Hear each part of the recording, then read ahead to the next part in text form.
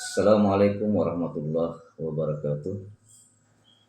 Selamat datang dalam sesi model integratif HOTS diagnosis dalam pembelajaran pendidikan agama Islam. Hari ini kita akan membahas sebuah model integratif dengan pendekatan asesmen diagnostik demi mewujudkan pembelajaran PAI yang otentik, kontekstual, dan benar-benar transformatif bagi generasi Indonesia, khususnya pada jenjang sekolah menengah atas. Model integratif ini tidak lahir dari ruang hampa. Ia berdiri di atas tiga fondasi teoritis yang saling menopang dan saling memperkuat. Adapun ketiga fondasi tersebut adalah fondasi pertama, yaitu revisi taksonomi Bloom yang mempertegas bahwa level tertinggi proses berpikir, yakni menganalisis, mengevaluasi, dan mencipta, bukan sekedar pelengkap kurikulum, melainkan tujuan utama pendidikan yang sejati. Dalam konteks PAI ini berarti siswa tidak cukup menghafal rukun iman, rukun Islam, atau ayat-ayat Al-Quran. Mereka harus mampu menganalisis relevansi keimanan dalam konteks sosial masa kini, mengevaluasi berbagai argumen dalam kalam Islam, dan mencipta solusi etis berdasarkan nilai-nilai Islam yang mereka internalisasi. Kemudian fondasi kedua, yaitu teori konstruktivisme sosial Vygotsky, mengajarkan bahwa pengetahuan tidak diserap begitu saja dari luar. Ia dibangun secara aktif melalui interaksi sosial dan scaffolding yang tepat. Konsep zone of proximal development atau zona perkembangan proksimal mensyaratkan bahwa guru harus terlebih dahulu memahami posisi pemahaman siswa sebelum memberikan stimulus belajar yang tepat sasaran. Kemudian fondasi ketiga, yaitu formative assessment berbasis data, yaitu dari Dylan Williams. Konsep penilaian formatif dari Dylan Williams menegaskan bahwa asesmen bukan sekedar alat pemberi nilai. Ia adalah proses berkelanjutan untuk memahami pola pikir, miskonsepsi, dan kesiapan belajar siswa secara real time.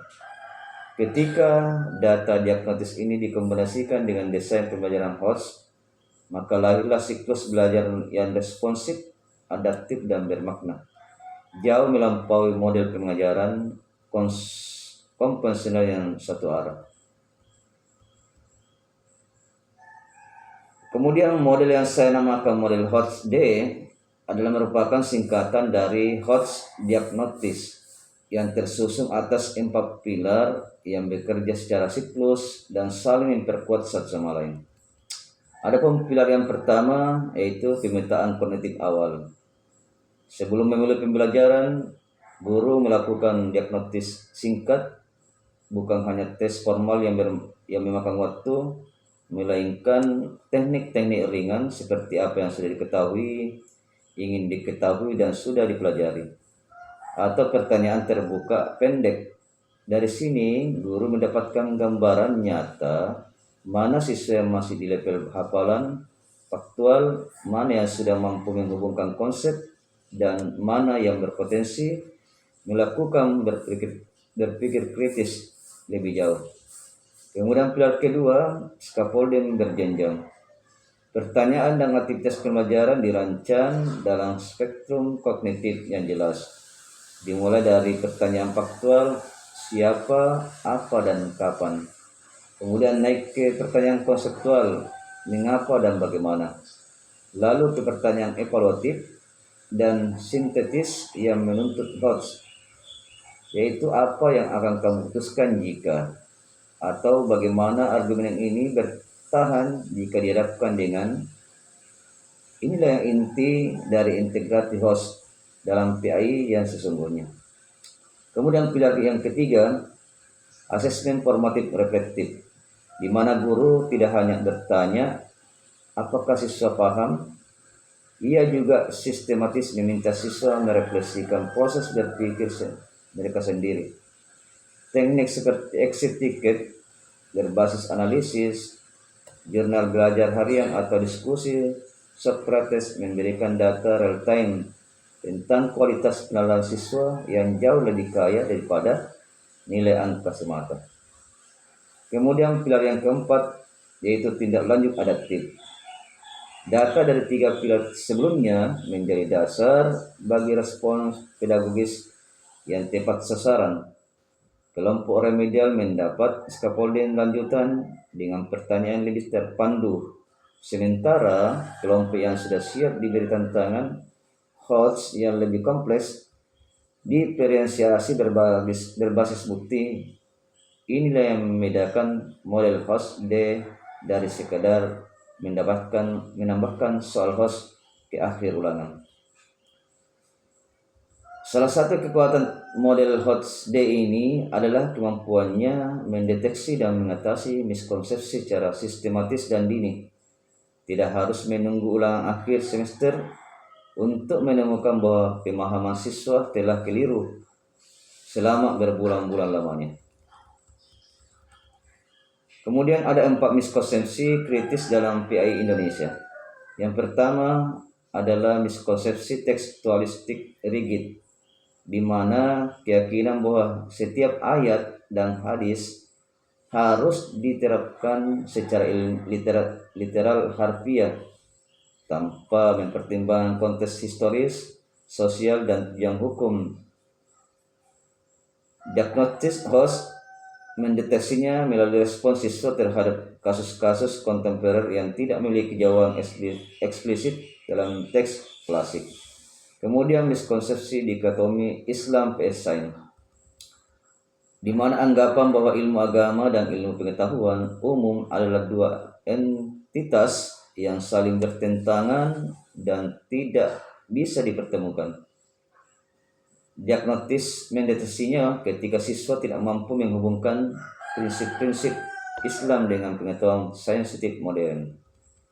Kemudian miskonsepsi selanjutnya yaitu miskonsepsi ritual tanpa dimensi sosial, di mana pandangan sempit bahwa ibadah adalah urusan privat antara hamba dan Tuhan yang tidak ada kaitannya dengan kehidupan sosial kemasyarakatan. Diagnostis mendeteksinya dari ketidakmampuan siswa menjelaskan dimensi sosial saat berjamaah, puasa maupun zakat.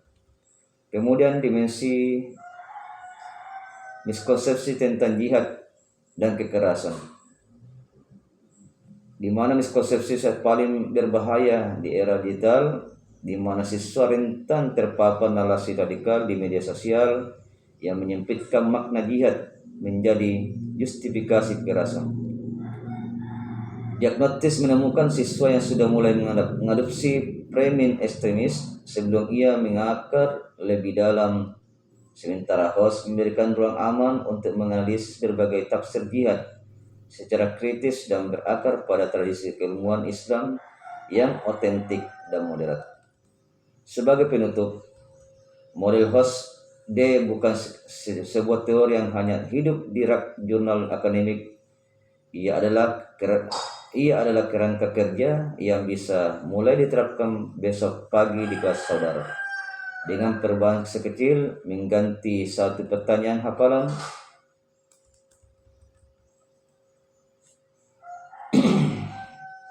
yang dengan sadar memetakan posisi kognitif setiap siswanya, merancang jembatan-jembatan menuju pemahaman yang lebih dalam, dan dengan penuh keberanian memberi ruang yang aman bagi siswa untuk bertanya tanpa takut dicap sesat atau tidak taat.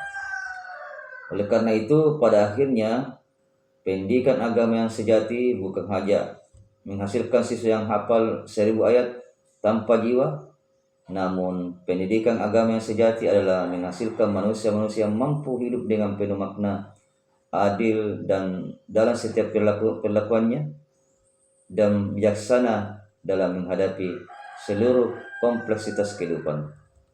Demikian, Assalamualaikum warahmatullahi wabarakatuh.